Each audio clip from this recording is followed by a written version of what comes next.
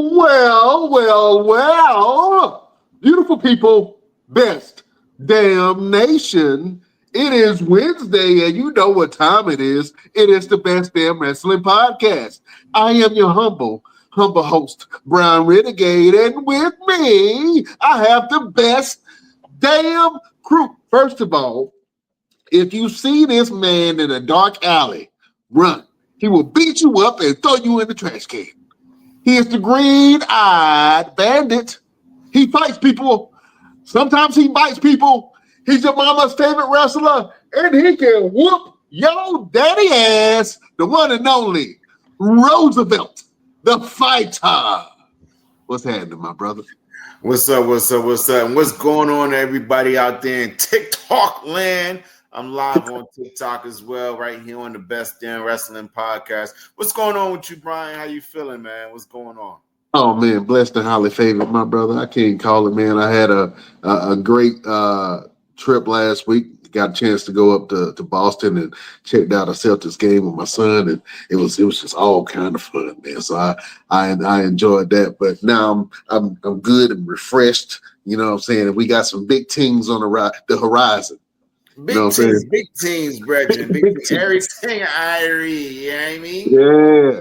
Yeah. My Jamaican ain't that good, but you know, not that good. I'll leave it to you. You know what I'm saying? The green-eyed bandit. You got some Jamaican in your blood. I knew it.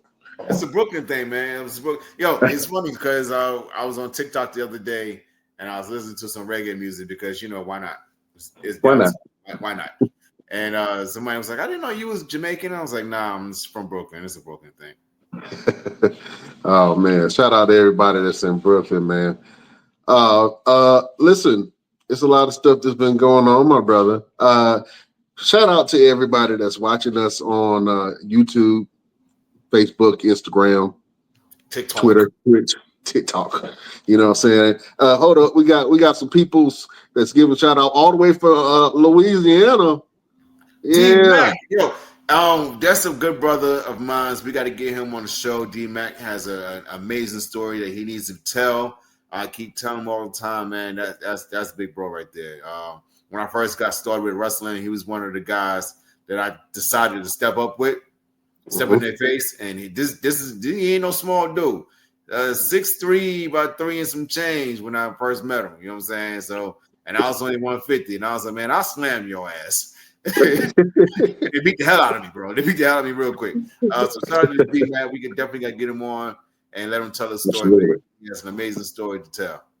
Yeah, man, we love good stories here, man. We're not just a wrestling podcast. We're storytellers, you know what I'm saying? And we let wrestlers come on and tell their story and how they got into, you know, wrestling. But we also interview entertainers, people that have real careers that actually you can get some information for. Matter of fact, we got somebody that help you with your taxes, you know what I'm saying, that's coming on the show next week, man. So if you got some tax problems, you know what I'm saying, if you want to learn how to do your business taxes or your nonprofit taxes or just your personal taxes and actually how to benefit and how to, you know, make it work for you, tune in next week. We got you. You know what I'm saying? Mo the Closer will be on the show. But yeah, shout out to everybody. D-Mac said I was 6'4" and 450 pounds. Why you got to go and bother these people? Huh? Hey man, listen. Let me tell you how serious it is. So I'm in the locker room and I was leaning over to tie my boots. I was with a company that no longer runs anymore. So it's long time ago. I was leaning over. I was tying my boots, and next thing I knew, the entire room got dark. And I was like, hell, they got some Undertaker here?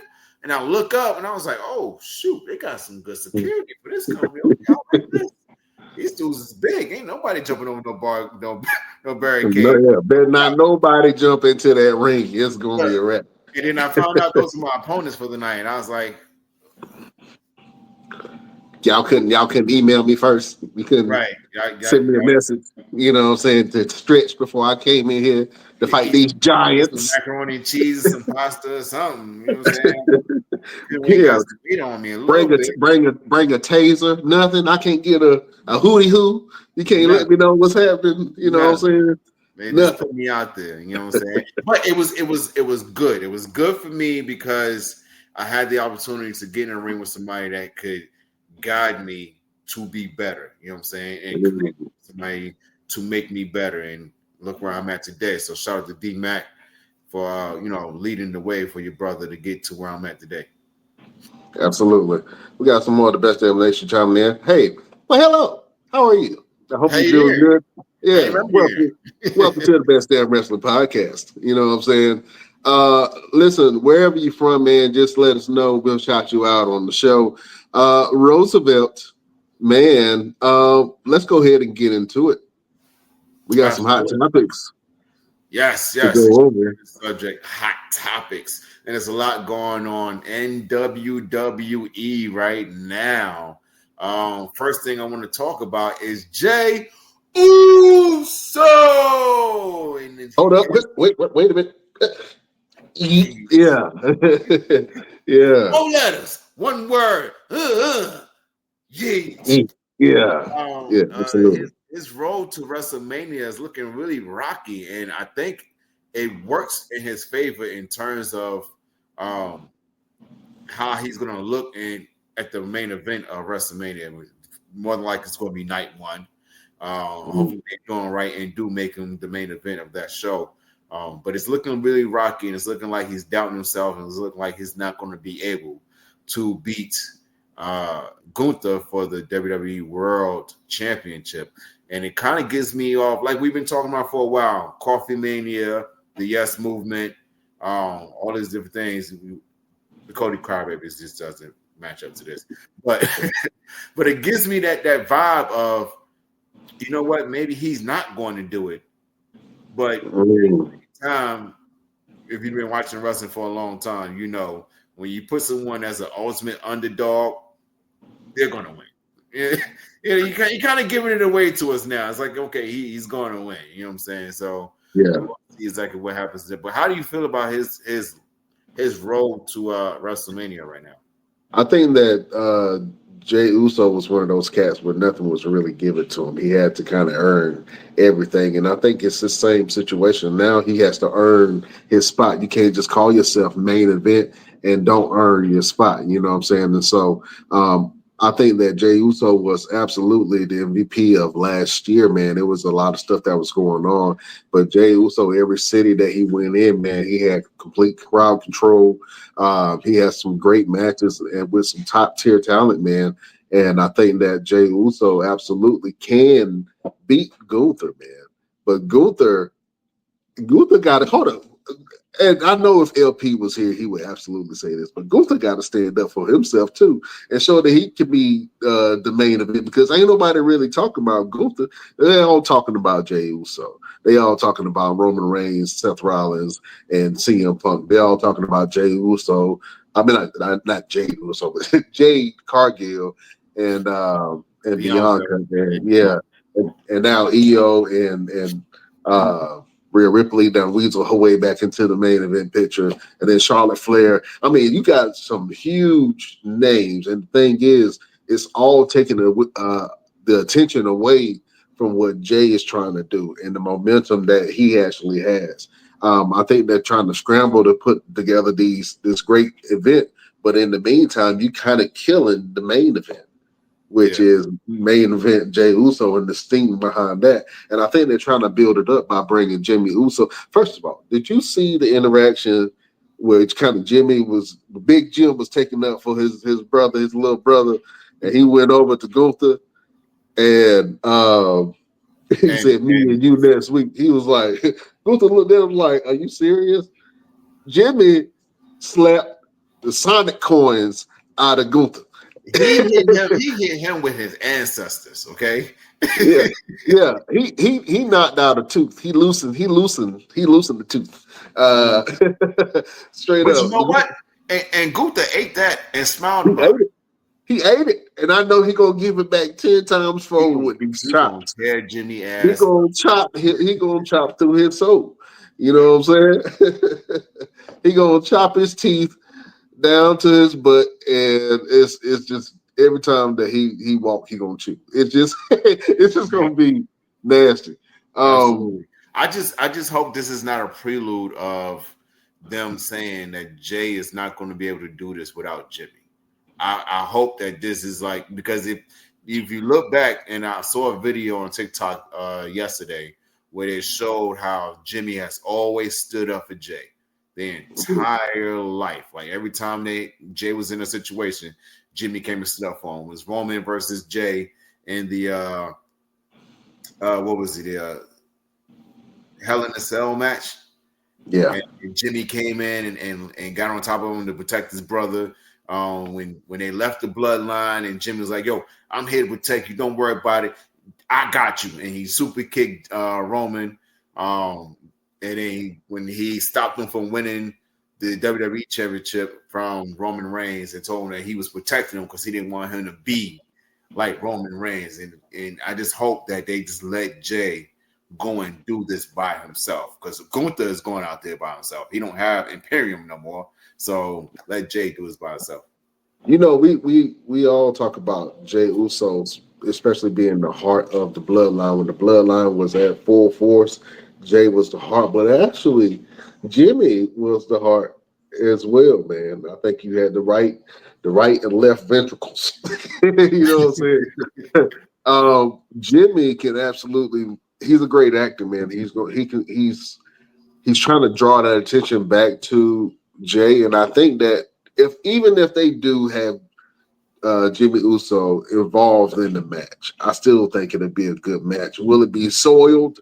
Maybe, because it'll say, you know, hey, you can't win it on your own. But as long as you win, it doesn't matter if you did it on your own or not. Yes, because if they're telling the story that Jay has separated himself and has been his own man now for the last year, then he has to do this by himself. He can't go back and say, he can't leave the bloodline and say, I don't need them. I'm doing this by myself. I'm doing my own thing, and then turn around and need them to make this happen. Like, you went on a singles run for a good reason, so do this with this good reason. Do this by yourself. Listen, if you go to McDonald's and they put extra nuggets and fries in your bag and you ain't asked for it, are you just going to complain about it, or are you going to go ahead and take that hookup? Let it happen. It ain't the same. Now, if I said I don't need no help buying me some chicken nuggets, I can get my own chicken nuggets, and if someone ends up giving me more chicken nuggets, well, I look like I need you to. If I'm sitting there and I go to the restaurant and I say I don't need nobody to give me no extra chicken nuggets, I can buy my own nuggets. And I get up there and they got like 59 cents and it's 62. And they're like, yo. And then somebody come and help you. Yeah, somebody buy your nuggets. They don't look crazy. Because but it's a pride thing. That's a pride thing. You know what I'm saying? And it's the same way with Jay. It's a pride thing. You know what I'm saying? Are you going to let your momentum catapult you to heights unseen, or are you going to let your pride get in the way of your glory? Yeah, but do you want it to be your momentum, or do you want somebody to give you a boost? It's one thing to do it on your own. It's another thing that someone has to get you there. You know what I'm saying? And if you've been preaching that you're going to do this by yourself, you're going to do this yourself, he don't need Jimmy to get him there. Jimmy ain't doing shit. Look, this is looking like they're giving Jimmy something to do for WrestleMania, because he ain't doing nothing. But again, you're making them tied to each other.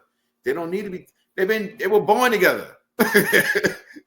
I'm gonna tell you, it feels good seeing Jimmy and Jay do the entrance for Jay's music. Yes.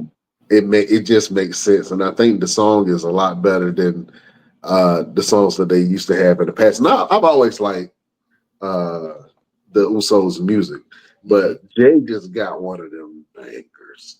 You know what I'm saying? I think we should do a show segment on the top WWE songs or current bangers. You know what I'm saying? But Jey Uso's music would definitely be one of those.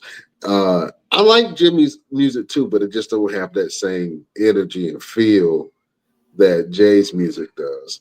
You know what I'm saying? So I'll keep saying if they let Jay, excuse me, if they let Jimmy change his music, and if he Jay, excuse me, damn, if Jimmy, I'm getting confused. If Jimmy gets new music and a new move, I think that he will be and repackage him. I think that he can be a main event player, just like his brother. You know what I'm He saying? needs to go back to penitentiary, Jimmy. Yeah. He needs to go back to that because those the Usos, Uso penitentiary Usos were a problem. They were a problem. The promos were a problem. The attitude were a problem. Jimmy needs to go back to that. Jay almost needs to go back to that as well. He needs a new move. He using the spear. We got enough. We got too many spears on one company. Way too many. Yeah. Too many. Yeah, Jay Spears is more of a setup than the actual finisher. To the You know what Uso I'm saying? smash. Yeah. But can Jay pull off the big win without his brother Jimmy? Let us know in the comments. Let us know what you think. I think that Jay can pull it off. I think that Jay has been close to pulling it off a couple of times. And it's always something that's happened but I think that Jay got the momentum right now. Jay has he's number one in merch sales right now. He's in, whenever towns are getting the WWE coming in, they want Jay Uso there. You know what I'm saying? The networks want Jay Uso there. You know what I mean? Because they see it. They see the energy. They see the crowd interaction. And as an advertiser, hey man, that appeals to me. You know what I'm saying? Because if you got control of all these people, maybe I can get a little piece of that. You know what I'm saying? And so that's how it is. Absolutely think that Jay is marketable right now. And we talked about it. Like, even if Jay does win the big one, where do they take it from there? Are they going to fumble the ball? Are we going to have another, incident where and Kofi had a nice run. Nobody really remembers it. I know he had some when he had the belt, Kofi Kingston, when he had the belt after he won Kofi Mania.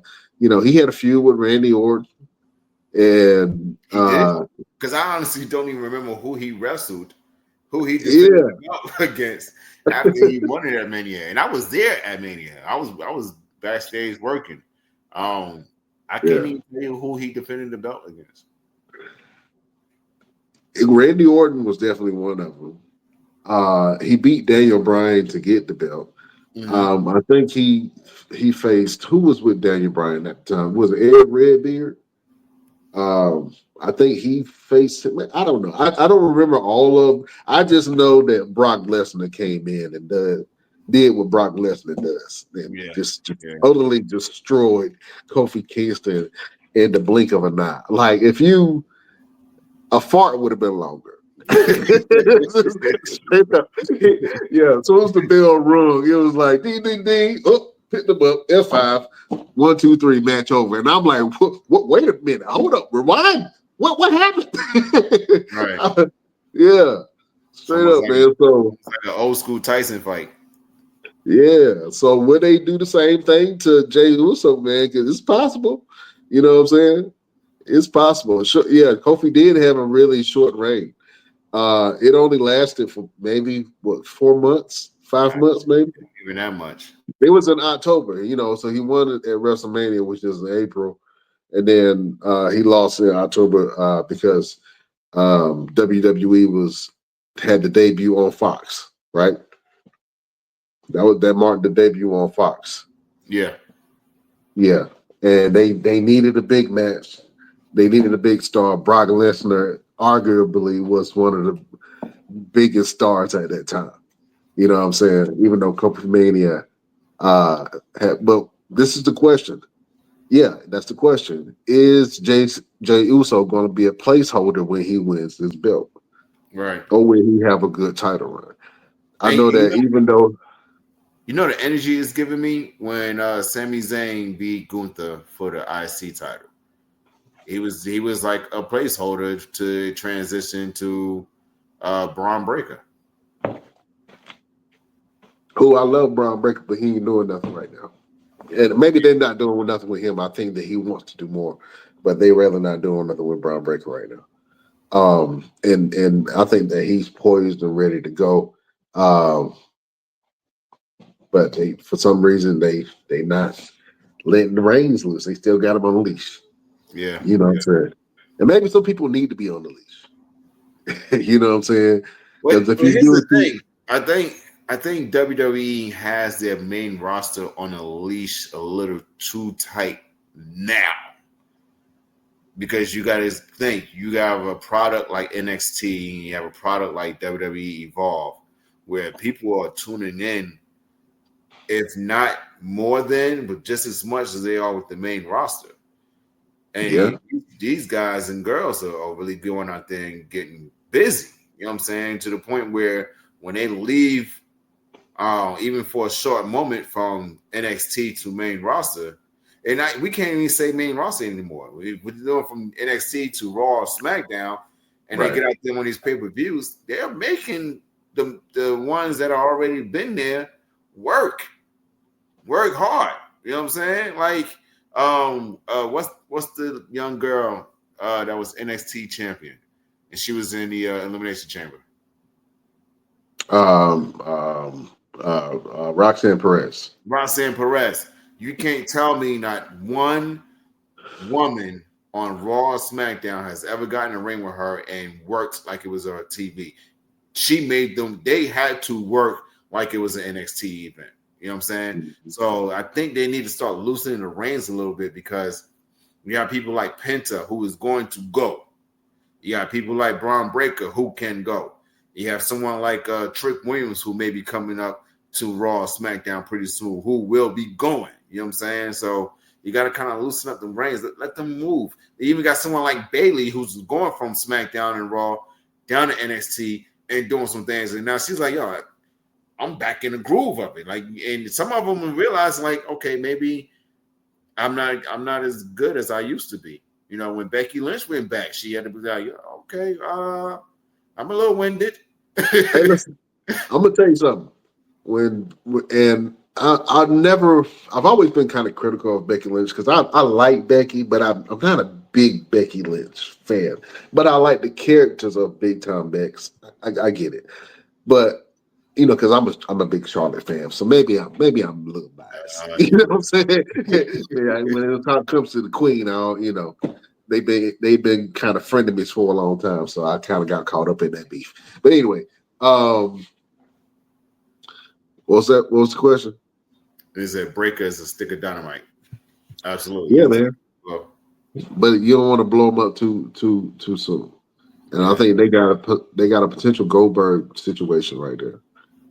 Yeah. You know what I'm saying? They got a potential Goldberg Ultimate Warrior kind of situation. He has that energy. Not saying that he's the same character, but he has that powerhouse energy. And if you don't treat it right, then it can blow it slow. You know what I'm saying? And it's like it blew up too quick. It's over now. You know what I'm saying? And Braun Breaker is absolutely can be a mainstay on whatever programming that he's on, man. But they got to let him go. They got to take the rings off. Um, but I'm gonna go back to NXT. When Becky Lynch had went down to NXT, and I think for some reason when a lot of main event stars they kind of get lost in the sauce, they go down to NXT and they kind of revives their career because they remember what it was like to be hungry, and they remember what it was like to be, you know, wanting to, hey man, I got to make this dream happen because my family is relying on it. And then once you start, you know, getting your groove, you have matches, and people tell you that you're great. Now you got fans, and you got a little bit of money. You can lose that passion over time. You know what I'm saying? And that hunger that you know that you used to have, and some people crave that. So when they go back to NXT, they revive their careers. Not everybody has been successful at that point. Now, I know right before Baron Corbin got released, he revived his career. He became a tag team champion with Braun Breaker. He had a new character. You know, he was getting over. He was mentoring a couple of guys that was there in NXT, and then all of a sudden they dropped him. Same thing with Cedric Alexander. He went down there and he was linked up with Jafar Nevers. I thought they was going to do something with that, and then he got released. But then you got people like Becky Lynch that went down there and totally like put on some bangers with those girls. And you're right, she was kind of like, hey man, they can go. You know what I'm saying? They got some talent down here. And arguably NXT has the best women's division in all of wrestling. You know what I'm saying? And that's no slight to the rest of, the WWE roster, but they have a really stacked women's division. And even some of the young upstarts that are coming in through Evolve and through WWE idea that are already there at the Performance Center, man, those young kids are hungry. And, you saw how the transition from some of these athletes that are coming in from, they have athletic backgrounds, or maybe they might be a gymnast or a sprinter or a runner. They can be even a power lifter. They can come in WWE and do some great things. Bianca Belair was a track star. Mm-hmm. You know what I'm saying? Tiffany Stratton was a gymnast. You know what I mean? So you have some of these athletic backgrounds. What's one of the man's name? Obafemi, shot put. Yeah. You know what I'm saying? Like, so you have these athletes that are coming into WWE and seeing what it's about, man, and they're transitioning really well. The story of Kurt Angle coming from a sport of wrestling to WWE and then dominating in that field, it was unseen at that time. You know what I'm saying? That we weren't used to it. But now everybody that's coming into the door is coming from a different arena, a different field, to the point that WWE had to create WWEID to reach back to the indie scene to pull some of those guys off the indie scenes. You know what I'm saying? But like, hold up, we ain't forgot about y'all. Y'all busting y'all ass. Let me help y'all. Exactly. Come over here. Yeah. So some people will revitalize their careers when they come down to NXT. I know that Dolph Ziggler absolutely did when he came from main roster and he was on NXT and became the NXT champion. And him and Braun Breaker had that feud. He elevated NXT during that time period, and I really loved what he was doing down there before he got released. So, right. Yeah. So NXT is that place, man, and I think that a lot of the talent like Trick Williams when he comes up the main roster, if he does, but I think I've always thought the NXT Shop have always been its own brand, and the old school Black and Gold was like so much, but like the takeovers. Whenever WWE main roster would have an event, they would do a takeover, and the takeover event was always better. Yeah. To me, like, you know what I'm saying? That's when like Adam Cole and them was running around, and Johnny Gargano was doing his thing, and Ciampa. Yeah, Tommaso Ciampa. Like, yo, they were like they were having dynamite matches. Mm-hmm. Like unforgivable stuff. Was it Ricochet and Adam Cole? Man. Yeah, Ricochet and Adam Cole were just like killing it. You know what I'm saying? And Johnny Gargano. I was there. Yeah, I was man. They was putting up some you know what I'm saying? Yeah, so I think that this new NXT absolutely can. They've been putting on some great events. Don't get me wrong. The last couple of events that I've watched from NXT have been great. They have been great. They got the energy. They got the crowd there. I think that if I go up to Vegas during WrestleMania weekend, man, if we could check out NXT, I would love to do that. Just to get that energy, feel that energy. You know what I'm saying? From the NXT crowd and get to see some of the young people. But right now, NXT got some absolute stars, but they don't always transition well when they go to main roster.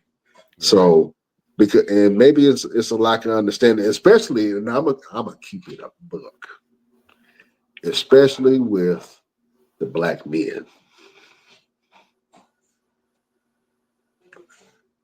Yeah. Maybe y'all gonna hate me for saying it, but they don't always transition well. You know what I'm saying? Especially if they trying to be themselves, because it's gonna fall into you gonna be a gangster or you gonna be the goofy dancy, you know what I'm saying, jigaboo. That's that's doing. I had to say it. You sound Uh, like LP right now. I sound like LP right now, but that's real because people are just discovering there's different types of black people. You know what I'm saying? So not everybody is, and the wrestling world has, it's catching up to it, but you got to translate that um, when it comes to the main audience that watches the product, right? Yeah. And one of the Um, guys that we got to talk about, we always talk about all the time, is Javon Evans, who's absolutely how killing. will Javon Evans, young OG character, translate to main roster? Right. That's what I'm talking about. So I'm not talking about a race thing. I'm talking about um, being categorized or pigeonholed, what I'm saying, based off of what your character is. Mm-hmm. Is Javon Evans going to get the, like, for instance, what's my boy that's on he was the NXT champion, him. Oh, Carmelo Hayes. Carmelo Hayes. Carmelo Hayes is a dynamite in the ring. He's great in the ring. He has great character. He has great presence. He has this character, him. They don't know what him is. Yeah. they don't Help me relate to him. understand. They don't know what him is, so they don't know how to quite like him. You know what I'm saying? Him So downstairs. yeah, so it's just a merging of characters and a merging of worlds, man. And so how is Trick going to be received? It's going to be received like the Street Profits. You know what I'm saying? How is Obafemi, and I will say that Obafemi, I think has carved a small lane for himself, but he might go into the whole Omos path, which Omos doesn't actually have a horrible career. Omos has some. It seemed like they were pushing Omos for a while, and I didn't understand it at first. So I was like, he's big and he can't move. But then he had some. They pushed him. He had the tag team championship with AJ Styles. He had some really big matches with everybody from Brock Lesnar down to Bobby Lashley. Mm-hmm. But they really didn't know it. They still don't know what to do with him. You know what I'm saying? Yeah. And he's doing good in Japan now. He's doing really good. Yeah, but when Omos come back, what is that going to look like? So I think that the handling of certain characters, and especially the characters that have like a hip hop presence to it, like a Trick Williams, like a Javon Evans, it translates well on NXT because it's targeted towards a younger demographic, and the fans understand that most of these are just they still kids. You know what I'm saying? Or they in their early 20s. You know what I'm saying? So it translates well with that audience.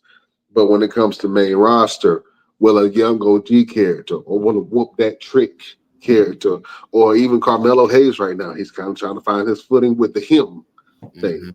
You know what I'm saying? All of these terminologies that come from the culture, will it translate well when they come to main roster? Or will they be pigeonholed and put in certain boxes that they usually put these stereotypical characters of young black men? I don't know. Maybe I got too deep on it. You know what I'm saying? Power to the people. Anyway, let's go to the next one.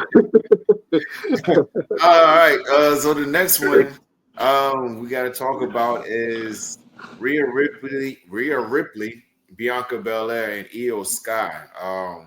I like what they're doing with this possible. I mean, this triple threat. It ain't no possible anymore. I like what they're doing with this triple threat. It again. It goes back to NXT days because all three of these women had a strong feud when they were on NXT. Rhea Ripley and Bianca Belair had a strong feud. Bianca Belair and Io Sky had a strong feud. And then when Io came up, Rhea Ripley and Io Sky had a strong feud. So I like where they're going with this. It makes it hard for me to figure out or to say who's going to win this match.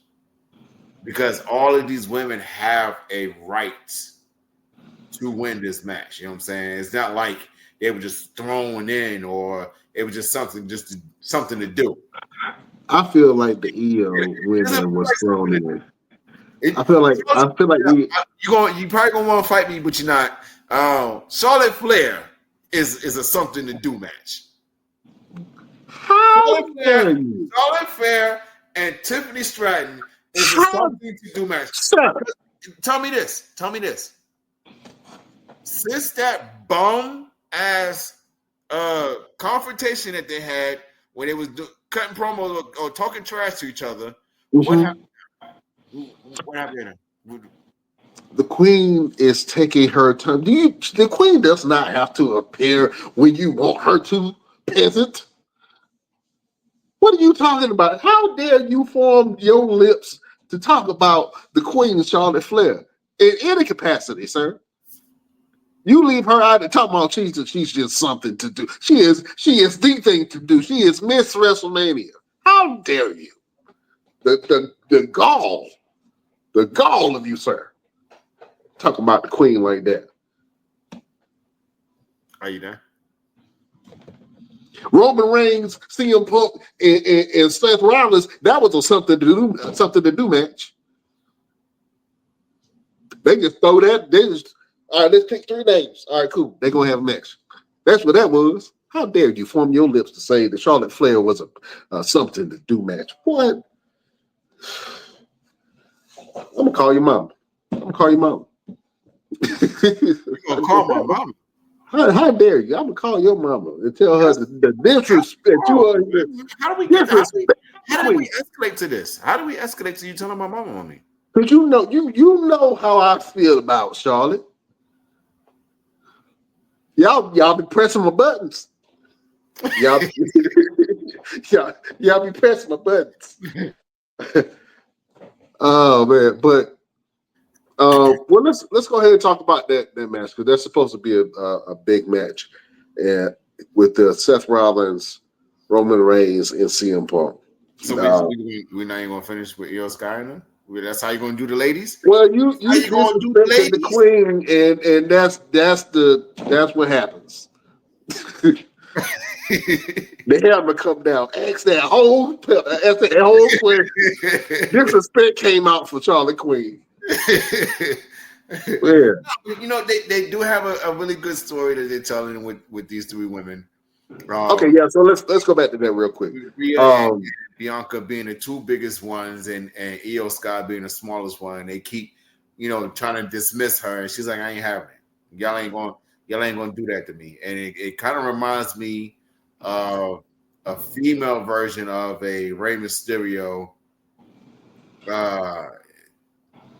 Triple H and Batista type thing. You know what I'm saying? I'm sure they never had a triple threat, but it kind of gives me that vibe of like, who anybody talking to you? Like, go sit down while the adults are talking type thing. And Eagle's like, no, you ain't gonna play me like that. I'm smacking teeth out of people around here. Yeah, she definitely smacked taste buds out of both of them. Yeah. So the disrespect to EO was, to me, and you have to look at it. EO is probably going to go down as one of the greatest women's champions of all time. From her NXT wins to, this is her third time? Yeah. Winning the women's championship. So that puts her up there. Twice. This is her second time going to WrestleMania with her. Yeah, that puts her up there. She had a dominant faction. Few people have had a career like EO, and then EO gets love in a lot of places, bro. Especially overseas, when they see EO, they go crazy for EO. Puerto Rico love the EO Sky. You know what I'm saying? Certain places where she goes, man, the crowd definitely, love EO. And shout out to EO. But Bianca, her win was undeniable. Bianca is undeniable. She has been WrestleMania for the last couple of years. Oh, yeah. See, there you go. Bianca is undeniable. Yeah. She has been Miss WrestleMania the last couple of years. I really wanted just to see the battle between Bianca and Rhea. I've been wanting to see that for years. From when they're characters culminate, and both of them are at a great place right now where they're both revered. They're both looked at as powerhouses. The women's roster is scared of both of them. You know what I'm saying? Don't get it twisted. So to have them come together and actually have a match at WrestleMania, I thought that was great. To add Io to the match, I mean, it adds more to it. I mean, I hate to say it, it adds more to it. I didn't want Io to be a part of the match, but nobody saw Io winning. Nobody really saw Io winning that match before WrestleMania. It didn't make sense, and so now they're in a situation where okay, Io is here, and that is kind of taken away from Bianca's Elimination Chamber win. Yeah. It's really taking that steam away from her winning the Elimination Chamber and qualifying for her match at WrestleMania. Now, does she care if Io is in there? I don't know. It's still the main event match. You know what I'm saying? Some people, I know that when Roman Reigns, Daniel Bryan, and the Edge got added, I felt like a lot of steam was taken away from Edge coming back and returning and challenging Roman Reigns. I thought that at that time, that it wasn't necessary. Now I have a shirt that have all three of them on there from that match, but just because Roman just buried their ass and he became this godlike figure that he is now. Well, that he was. I don't know that he still is now. I think that he lost some steam and they dropped the ball with him coming back right now. I don't know. I like Roman coming back, but it feels forced. You know what I'm saying? But anyway, going back to the Io, Rhea, and Bianca fight, I think it's going to be great. They have the opportunity to tear the house down and become match of the night if they do it right. And the triple threat match with them three is going to be great. Io definitely can carry a match. She does some great things when she's in a multi-women match. And to be honest with you, every time that Io is in a multi-woman match, she usually comes out on top. Yeah. I don't know if you know what I'm saying. You know what I'm saying? So this kind of leans in Io's favor, to be honest with you. And you would think, if you're a Bianca fan, you're going for Bianca. If you're going for Rhea, you're a Rhea Ripley fan. But Io is a sleeper because Io, when her back is against the wall and there's more than one person in the ring, Io will come out on top. And Rhea's never beaten Io either. Rhea Ripley has never beaten Io. Think about that. From NXT all the way to main roster. Never. So I know that kind of weighs on her conscience a little bit. I'm telling you, if they make this triple threat match, I got Io coming out on top. I do too, especially with everything with Bianca, with the Jade Cargill and Naomi. Jade Cargill, all that stuff, distractions and stuff with her and Naomi. Let's hold on real quick. Let's talk about Naomi's change, man, because I noticed that she kind of started moving away from her whole glow character and became a little darker, and her outfits are getting a lot more creative. And the last outfit that she had on, it was a caution tape outfit, and I thought it was absolutely dope. I think that she can reinvent herself every time that she comes to the ring, and it's not too far from her glow character where she wears a different outfit to symbolize her character. But I think that her attitude change, her mood change, and her outfit changes have been a telling story. And I think they're doing a great job telling that dynamic between Jade Cargill, Bianca Belair, and Naomi. And so I'm here for heel Naomi. And people forget that Naomi is a 2-time women's champion. You know what I'm saying? So I got to put some respect on her name too. You dig what I'm saying? And Naomi's caution tape outfit is an homage to Owen Hart. There you go. You know what I'm saying? That was really dope when I saw it. As soon as I saw it, I was like, oh, this right here. That's a statement. That's a statement right there. You know what I'm saying? Next thing you know, she gonna be like, I broke your neck. There you go. You know I broke your neck. What you gonna do about it? What you gonna be wearing when she walk up to Jade Cargill? I broke your neck, and what? You know what I'm saying? Yeah. Hard did that to Stone Cold Steve Austin, so we're gonna see what happens, man. For real. We'll see what happens, man. I like the character change, and the glow ain't gone, but it's just transformed to something different. You know what I'm saying? That glow is shining now. You can't deny it. I like the direction that Norman is going, and we'll see, man.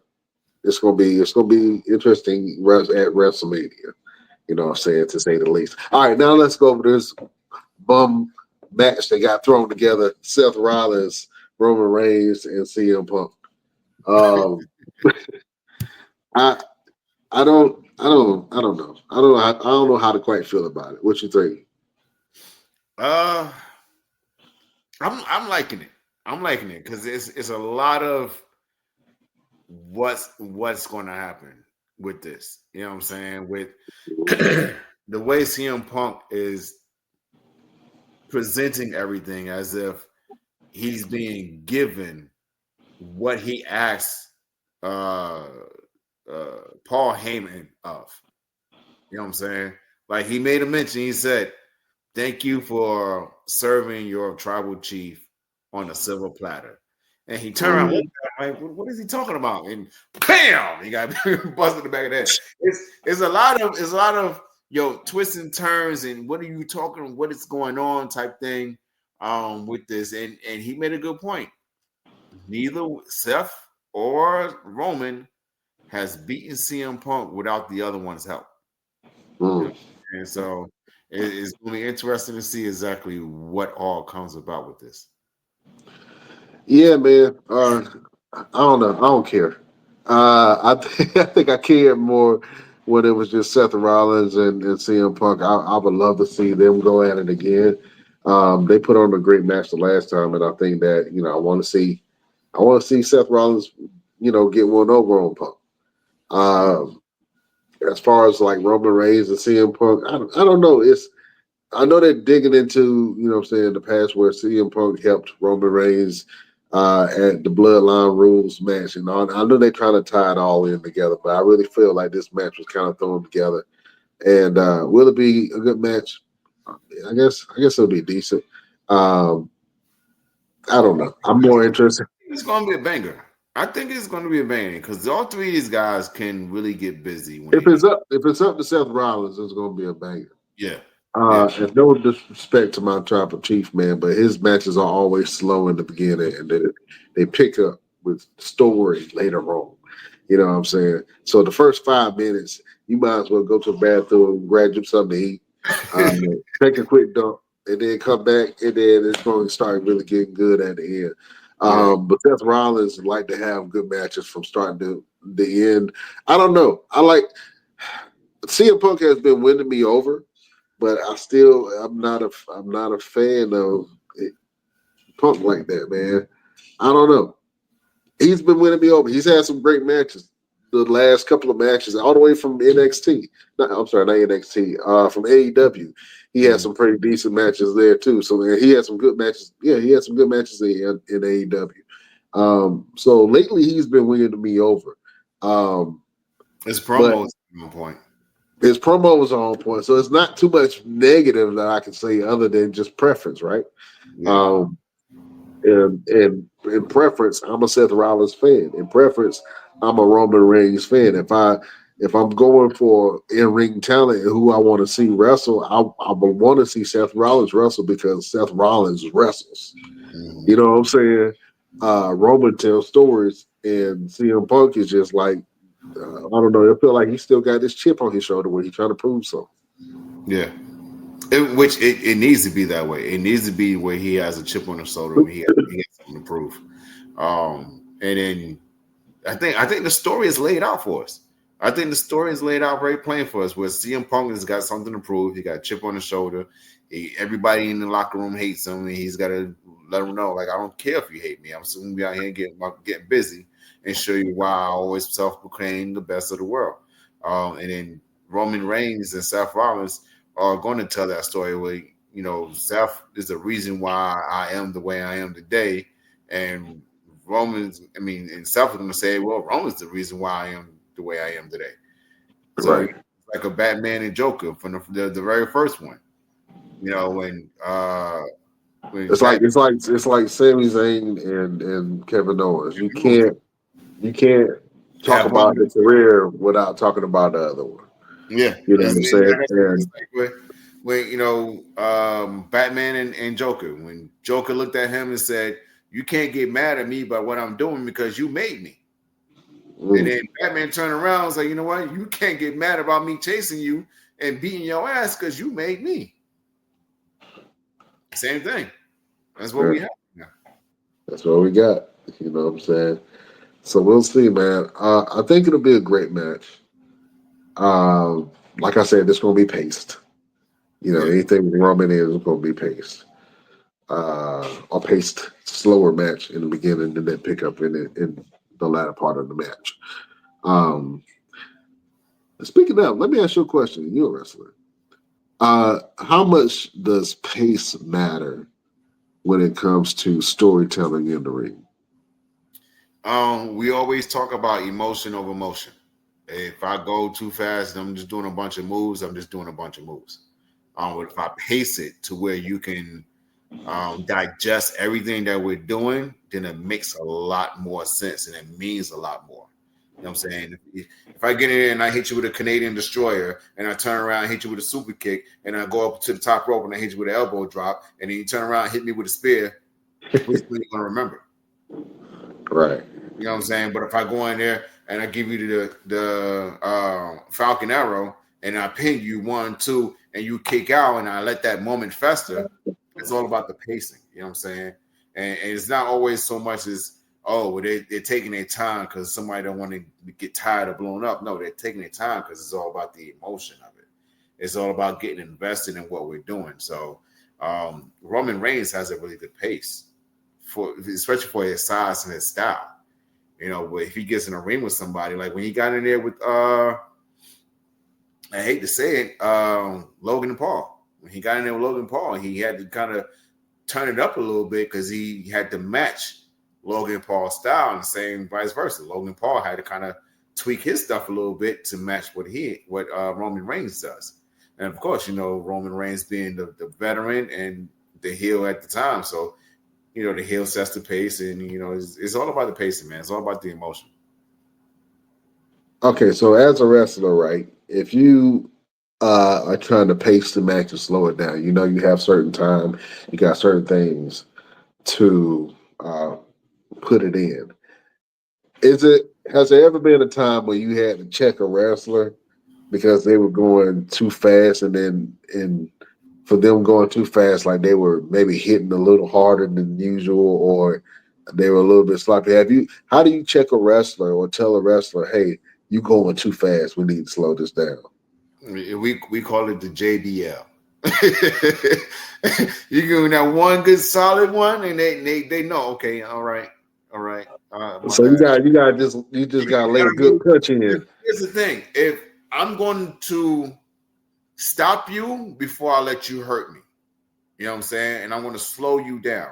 And we always say, if you feel like you're going too slow, slow down even more. You know what I'm saying? Because you may think, oh, I'm going slow as a snail, but when you watch the video, like, dog, I was moving. Like, what was I doing? Because it's the adrenaline, it's the emotion behind everything that you're doing. So, like you say, if you get in there and someone's moving too fast and they kind of tater you is what we call it, or lay one in too solid. First time, hey man, relax.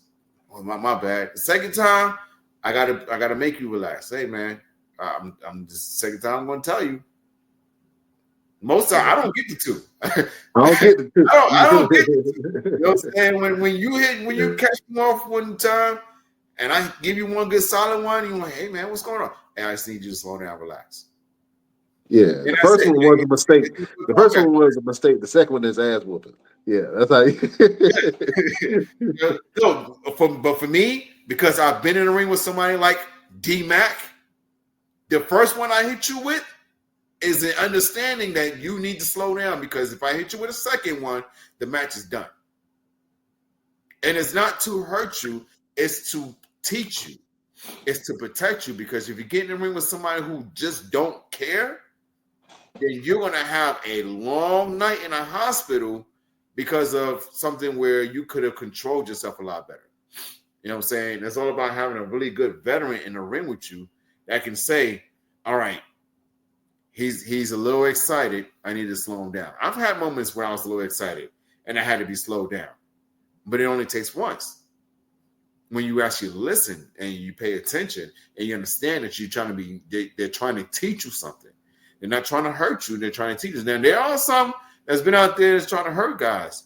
You know what I'm saying? And it comes back on them. But most times, somebody like me, D-Mac, C.W. Anderson, Arn Anderson, a lot of people that I've been in the ring with and had the opportunity to learn from, they'll say, let you know, look, the first time, I'm just going to let you know, slow down, chill out, relax. But if I got to tell you multiple times, it's going to turn into a different situation. It's a whole different landscape when I got to say it more than once. Because at the end of the day, I still got to go home. You ain't going to sit next to me and go to work for me, pay my bills, feed my family. I'm not dealing with that. So, yeah, man, it don't take much. It don't take much. And it shouldn't take much. Yeah. Slow your tail down in the ring. You know what I'm saying? But anyway, we're going to check out this match with CM Punk, Seth Rollins, and your tribal chief, Roman Reigns. It's going to be a good storytelling match. We'll see. But this WrestleMania card, man, is stacking up, and I think they're still announcing matches, man. So we'll see what the final result is. I think it's going to be a great event. We'll see if NXT can actually stand up and kind of compete with the main roster.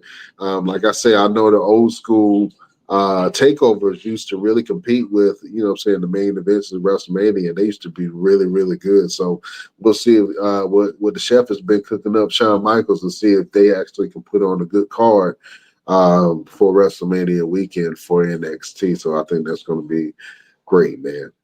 Absolutely. This WrestleMania weekend is going to be so busy the entire week because you got a bunch of independent shows that's running the entire week. I was about to say that. Like, I started looking, I was like, bro, how many promoters is running in Vegas at the same time? Yeah. Like, even if you can't afford a ticket to go to Mania, you can go to a lot of these indie shows, man. A lot of the wrestlers that you used to watch growing up or that you need to see on the scene, man, are actually going to be wrestling that weekend at different venues and different locations. So if you can't check out the big show, you can still check out some shows. You know what I'm saying? And feel like you at a WrestleMania. Because every show is going to put on something so dynamic that you need to feel like you're at WrestleMania. Even if you don't even go to the actual stadium and actually watch the actual show, you're going to feel the energy. You know what I'm saying? So it's going to be fun. We going to be moving, bro. Yeah. A lot going on. Might have to put on the show in Vegas next year. Yeah. Yeah, man, we'll see. They're going back to. Matter of fact, they're going to New Orleans. They go to New Orleans next year. Ooh, my brother lived down. You never been to New Orleans? I ain't never been to New Orleans. Bro, you probably got people down there. You know what I'm saying? I got people everywhere. Every time I turn around, hey, too. No, it's not me. Yeah, Big Easy. Matter of fact, shout out to New Orleans, man. I love New Orleans. First time I went to New Orleans, I couldn't breathe. I got out the car. The air was so thick. I was like, Jesus Christ. Like you could cut through it and open it up. Like, all right, I just need to breathe a little bit. But I love New Orleans, man. It's a beautiful city, a lot of culture, a lot of history. And it's just one of those places that's a destination place that you got to go to understand that this is own field. You know what I'm saying?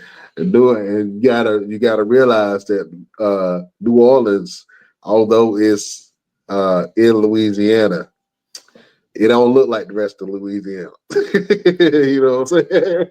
You know what I'm saying? But shout out to New Orleans, man, and all the listeners down there, NOLA.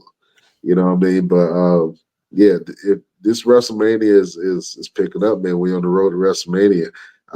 We done hit a couple potholes, and the driver of the car done switched to the back seat for some reason. Jay Uso, man, you need to pick it back up, bro. and take control of your WrestleMania because this is your shot. This is your chance. You know what I'm Absolutely. saying? You got One people of that the other see. matches that we got to discuss a little bit. I don't want to take too much time on this match because one of the participants I want to punch in the face.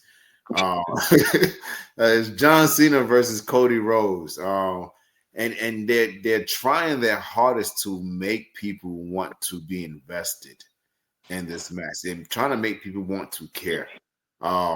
John Cena just hasn't delivered a real heelish thing, and I think it's for a good reason. I think they're trying to make it so you can't call John Cena a heel. You just have to say that he's just, he's fed. He's a fed up human being, which is realistic, but at the same time, you still you got to get out of that promo mentality. John Cena's still in that mentality of I'm cutting a promo, and now he's directing it to the people, which he's always directed anything in terms of promos to the people, whether he was good John Cena or bad John Cena. He's always, but he's got to get out of that mentality of just making it sound like a promo. Now you have to just talk realistic now. You know what I'm saying? When you're in a movie, you're not doing it as if it's a promo. You're not talking trash to, Dwayne Johnson, who played Hobbs, you know what I'm saying, and you're cutting a promo. You're not talking to Dominic Toretto like that. So that's, like I keep saying, we need Jacob Toretto with this John Cena. We need him to let go of the promo mentality and go out to him like, listen, man, I don't like the fact that you guys have been eating off my plate for so long.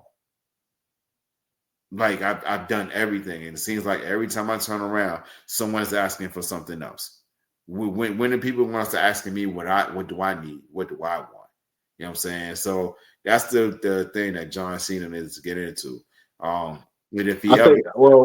me say something to your point, man, and I think that what opportunity that John really missed, man, was instead of talking to the people and talking down on the people, and I know he had to get the crowd to flip, but I think he should have really took the opportunity to talk about Cody and talk to Cody and give me that villain that has, like, you can't be mad at every bad guy movie, right?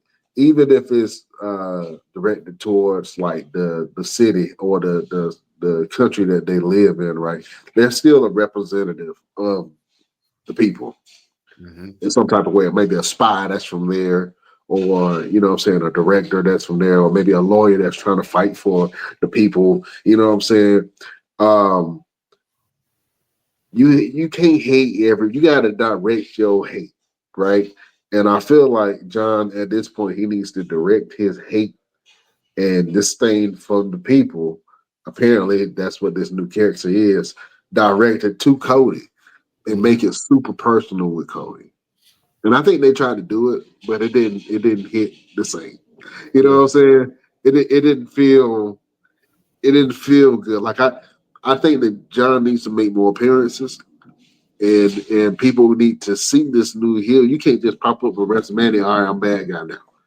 Yeah, you know what I'm saying? That's kind of how I feel. And I don't think that he's really got an opportunity to dig into the character. Like, think about this, right? If this is John Cena's new character, if he was doing this for a movie, he would have to tell a little bit of the backstory. You know what I'm saying? A little bit of why he's feeling the way he's feeling, and then direct it. You know what I'm saying? So now he has to direct it, and he's not done that yet. And maybe people haven't really latched on to the John Cena heel thing from the crowd's perspective when they're there. If you've seen all right, Cena sucks. That's something that you do when you in the crowd. But I don't know if that's really translated to the fans that's watching it from home. It's just like, all right, you mad at us for what? right. You mad at us for being fans? For being fans? I don't get it. That's why I say it got to be targeted towards Cody, and Cody's You Cody's gotta been you gotta using all kill his the Cody crybaby craze. That's it. yeah. That's how you do it. You gotta kill the momentum and the power that you get, and you get that from the crowd. I think that's what Gunther was really good at, was like taking the crowd out of the match. And that's why I think Gunther is a better champion. But he ain't getting nowhere near the advertisement that Cody and TV time that Cody is getting. You know what I'm saying? But Gunther is one of those guys. He can take the whole entire audience out of the match. He can take the whole entire audience from backing you in that moment and isolate you.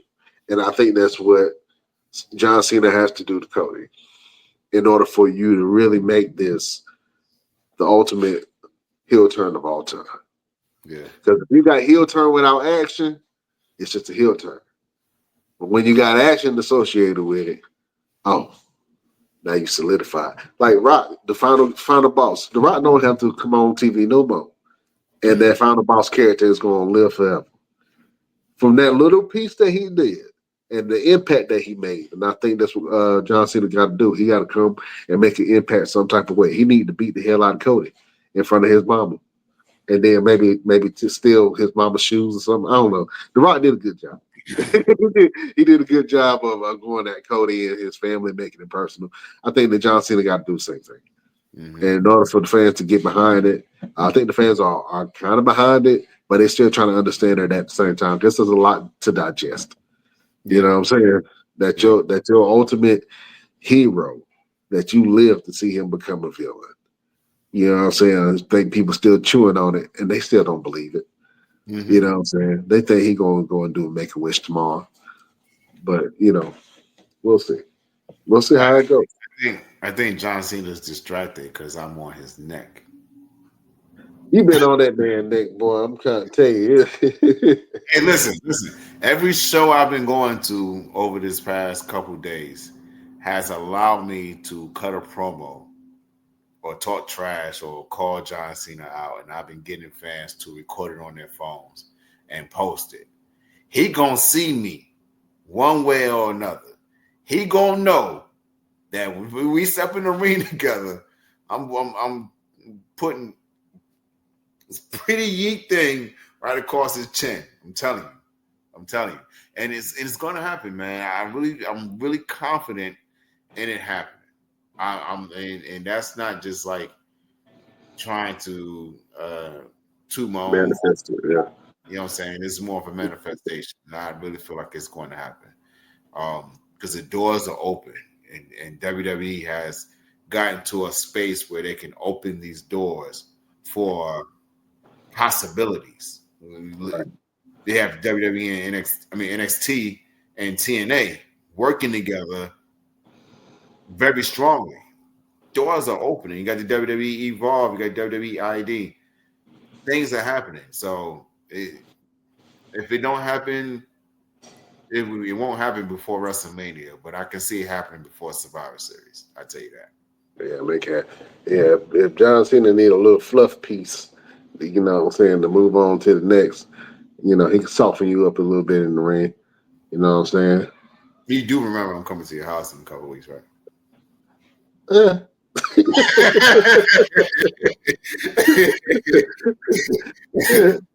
you do remember we're going to the gym, right? Yeah, I do. Yeah. Whatever, but you gotta eat. You know what I'm saying? and you gotta sleep sometime. Go sleep. Yeah, man. Yeah, you heard it first. The man gonna get me while I'm asleep. Yeah, man. Well, let's talk about somebody that's been making noise on the indie scene, and lately, it was one of those incidences that have been felt around the world, man. And lately, we saw the dangers of what wrestling can do, because I think I've seen like 2-3 wrestlers that have died in the ring recently. You know what I'm saying? Within the last 3 weeks at least. Yes. I've been seeing stuff about wrestlers dying in the ring, and I don't think that people really know how dangerous it can be to get in that ring sometimes and to do some of these moves. Even if you have been doing something 1,000 times, one slip can, be very fatal for you, man. But we saw that the wrestling community came behind one of his own, man. So I want you to talk about that real quick.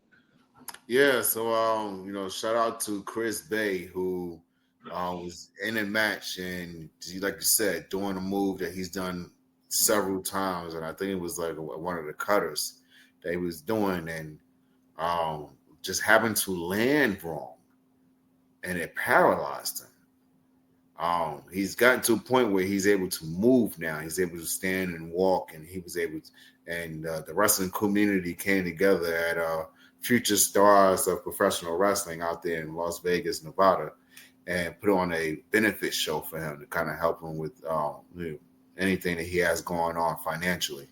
And Karrion Kross was there. You know, a lot of guys that are on WWE, AEW, and all these different companies all came together and put on this amazing show for him. And he actually had an emotional moment where he got up and he actually walked into the ring, which is a big thing. It's very dynamic. He's had his opportunities with TNA. He's traveled all around the world. So big shout out to Chris Bay. We definitely sending you well wishes, our strength and healing energy with everything that you have going on. We'd love to have him on the show. So if anybody knows how to get in contact with Chris Bay, and of course, I sent out messages. Let them know that the Best Damn Wrestling Podcast would love for him to come on, tell a story, man, and yeah, man. It's wrestling, like you said. Wrestling is not an easy sport. You know what I'm saying? It's not something where you can say, "Oh, it'll never happen." It's always when it happens. What are you going to do? How are you going to be able to take care of yourself? I've had several injuries from just something just happening. There's something crazy happening during the match. And one almost had me to where I wasn't going to be able to walk again. You know, and by the grace of God and my Super Saiyan energy, I was able to overcome it. But these things are not easy to go out there and do and say that it'll never happen to you. Like, in my injury was like just a simple move, and to find out going to the doctors that I was going to have to need surgery and possibly be paralyzed from the neck down was an eye opener. You know what I'm saying? So any professional wrestlers, anybody that's getting into this, take care of your bodies. Take care. If you feel something that don't feel right or don't feel normal, go get it checked out. From your ligaments to your joints to your heart, your everything, because you just never know when something may happen. And all prayers and love to all the ones that we just lost in the past couple of weeks and their families, because it's not easy to do this, and it's not easy to, especially to the family. It's not easy for the families to see us go out here every week and do this thing and expect us to come home okay. Most times we're not okay. It's not okay physically. We're not okay mentally. We're not okay emotionally. We're not okay financially. The only thing that we can probably hold on to a lot of times is the spirit, is our spirituality for the sport and for life. So yeah, man. So shout out to Chris Bay. Congratulations on being able to walk and move again, and everyone that put on this great event for him. Shout out to all of them. Yeah, absolutely, man. Shout out to Chris Bay and wrestlers, man. That's why I see some of these young cats, man. They doing these unbelievable creative moves. But you guys gotta be careful what you're doing, and don't try this at home. Yeah. Now, everything that I've ever seen in the wrestling ring when I was growing up, I tried on a dirty ass mattress outside that probably somebody peed on that night. But You know what I'm saying? We sitting there flipping on it and slamming and doing stone cold stunners and rock bottoms and body slams on a dirty mattress. So I tried all those moves. Wow. We couldn't afford a trampoline in the hood back in that day, but we had dirty mattresses that somebody would put on the side of the road, and we would slam our best friends and our buddies with it. So, Wow. but yeah, some of the stuff that they are doing now, man, I'm so amazed at the talent pool that's out there doing these things, man. But definitely, if you're a young wrestler getting into the game, or if you've been there for a while, take care of yourself, take care of your body, man. Have some second thoughts on some of the things that you do. Speaking of, did you see the John Moxley spot with the spiked? I don't know what that was. What was it? Spiked mace. Bad. And where Edge slammed him on the spiked mace and they got stuck in his back. And when they were trying to pull it off, the skin, the flesh on this man's back was being separated from the bone, bro. Yeah, I'm good. Bro, why? Like, I know his wife is there, and I know she is like, why you continue to put yourself, why? You got to live with me after this. Like, you know what I'm saying? After this is over, you got to live. I got to walk you to the bathroom every day because you decided to get slammed on a spiked metal mace. That was insane. I didn't even want to look at it. I saw it. I was like, oh, bro. Turn. One of the biggest things about that really irks my nerve is that if this man went through all of that, I can't even tell you if he won or lost the match, but if he went through all that, if it took all that for him to lose in a match or whatever, and then the following week you lose to a roll-up, you need to be punched in the face. Yeah, I honestly somebody with a brick hand. Like, think about it, right? We just talked about the Chris Bay situation. What if that slam would have paralyzed him for the rest of his life? Right, would he have been happy with that move? It's right there on the spine. It's right there on your spinal cord. Like, you know how many nerves is right there? That if it had just hit the right nerve, you'd have been done. You wouldn't have moved again. For what? Like and we've talked about wrestlers money, you know what I'm saying, their pay and their salary. You ain't making tens of 15 millions of dollars to where if something happens to you, your family good. Your wife ain't making 15 to 20 million dollars to where if something happens to you, y'all are good.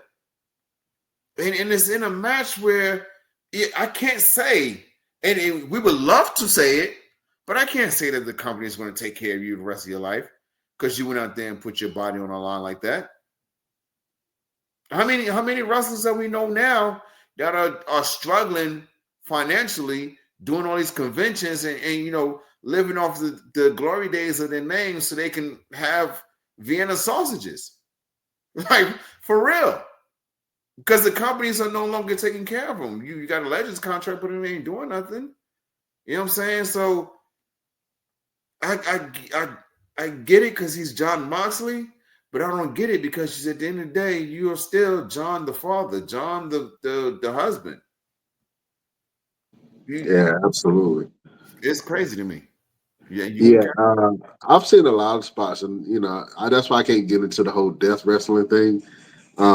It's just a little much. And we used to watch some crazy stuff in ECW too. ECW used to do a lot of crazy stuff, and I loved it when I was a kid because that was the whole MTV generation thing. I mean, we had some weird stuff at that time. We remember we had Celebrity Deathmatch, where they had little clay figures and of celebrities, and they would fight to the death in the wrestling ring. Yeah, we had weird stuff back in the day, but ECW was absolutely putting on some great sick matches a lot of the times that made no sense. And I don't even know how people won some of those matches. It was like it had no rules, so it was a little different. But to now see that, I hope that a lot of young wrestlers don't think that they have to do stuff like that in order for them to get over. And then obviously it calls for a viral moment because when somebody sees it, it can be viral. But then when you learn from certain lessons of certain wrestlers, like a Chris Bay who was almost lost his life or almost was paralyzed, what that could have done to him in his life moving forward. You see people like Droz, man, in which we grew up in. Droz had the incident where he was dropped on his head and paralyzed for the rest of his life, taking a bump that he probably took plenty of times before. And so just one small move can damage you for the rest of your life, man. So, when I see stuff like that, I'm like, you're right. You start, I mean, as a fan, you're like, oh man, that's crazy.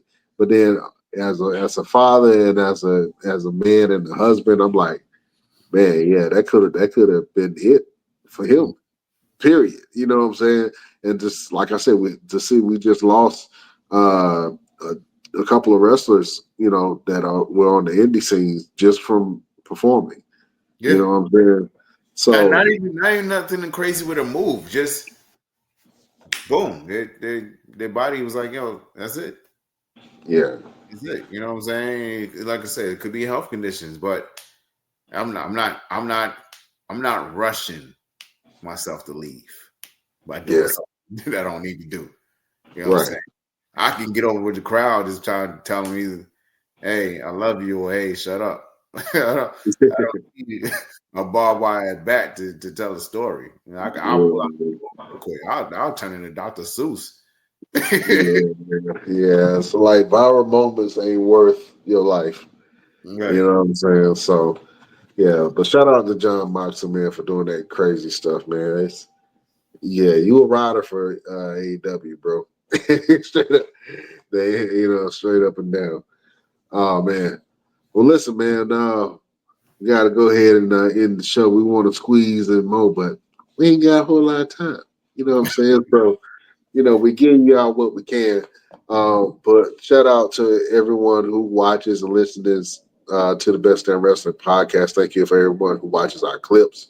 Thank you to all the other countries that listen to us, from Germany to France and South Africa and just all over the world.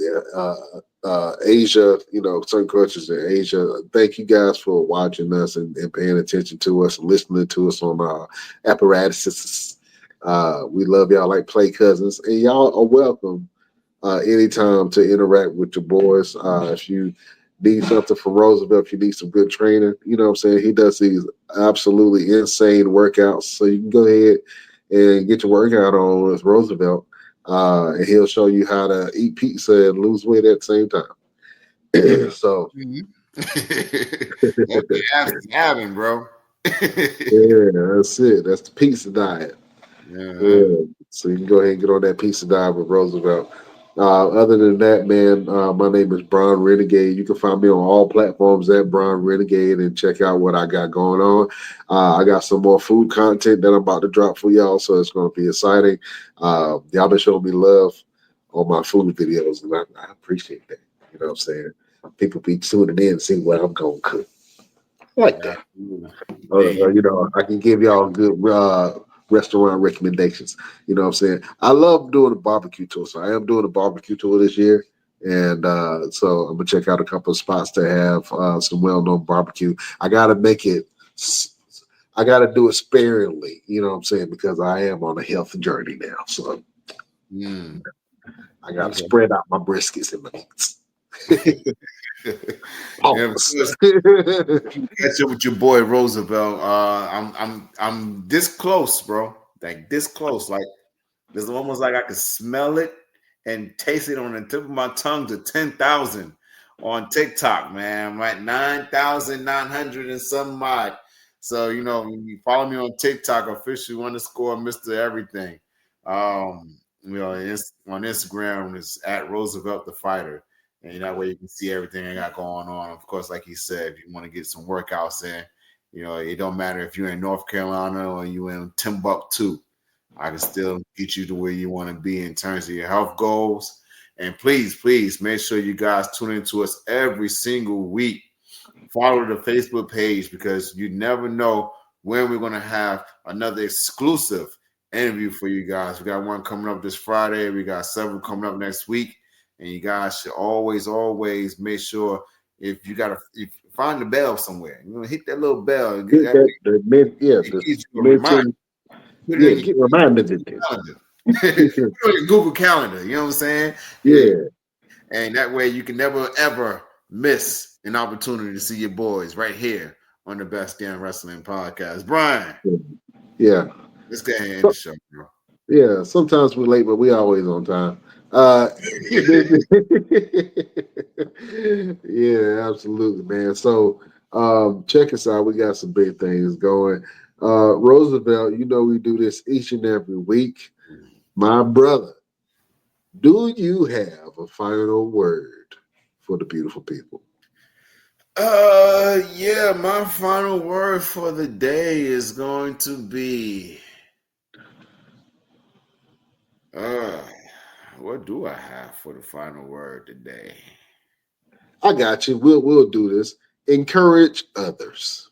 We're gonna do it during final word. Encourage others. Sometimes you can see people that have an idea, or they have something that they want to do, or they have a dream that they believe in, and sometimes they don't have nobody that believe in them. Mm-hmm. Sometimes it's good for you to encourage them to do things for themselves, encourage them to live their dream. Just listen to somebody, that has an idea of something that they want to get across. Some people just want somebody to listen to. But when we encourage others, we encourage ourselves to have empathy. We encourage ourselves to want to go after our own beliefs and our own dreams. You know what I'm saying? Sometimes it might spark you to have a set of spark in somebody else. And that's happened to me a lot of times, you know what I'm saying, where I give somebody some inspiration to do something. I'm like, you know what? Maybe this gives me an opportunity for me to do something I've wanted to do for a while. Mm-hmm. You know what I'm saying? So encourage others, you know what I'm saying? Because you never know where a good word or some help might come from a person that has a good motivation to say to you. You know what I'm saying? Maybe it might be that stranger that say, hey, man, keep your head up. You know what I mean? I remember one time, I have to tell you the story. I remember one time where I was down on the luck. You know what I'm saying? I was in a brand new place, and I was trying to find a house, and I was kind of living out of my car for a little bit. And I remember I was at the front of this club, and maybe I had it all over my face, but it was just this homeless dude that was walking by me. Mind you, there was people all around us. But the homeless dude looked at me, and he said, keep your head up, bro. And I'm like, damn, am I that damn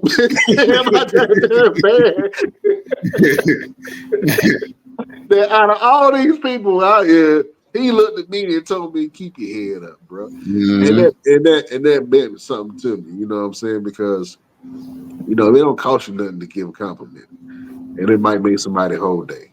You know what I'm saying? So try to encourage others.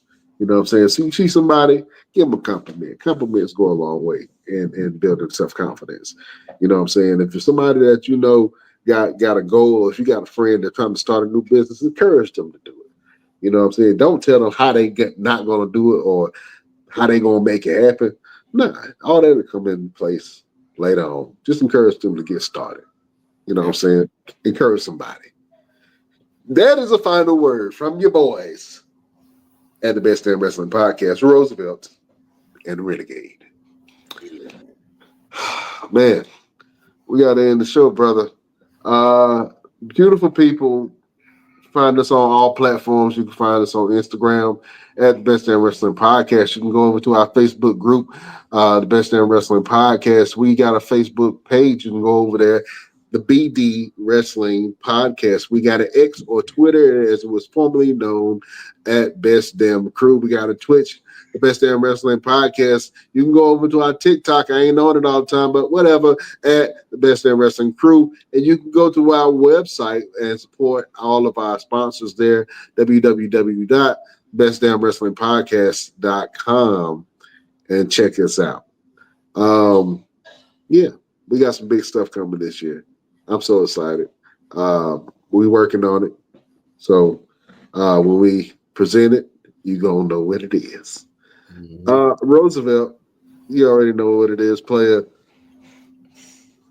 Beautiful people, best damn nation. We will see you next week on the next best Damn.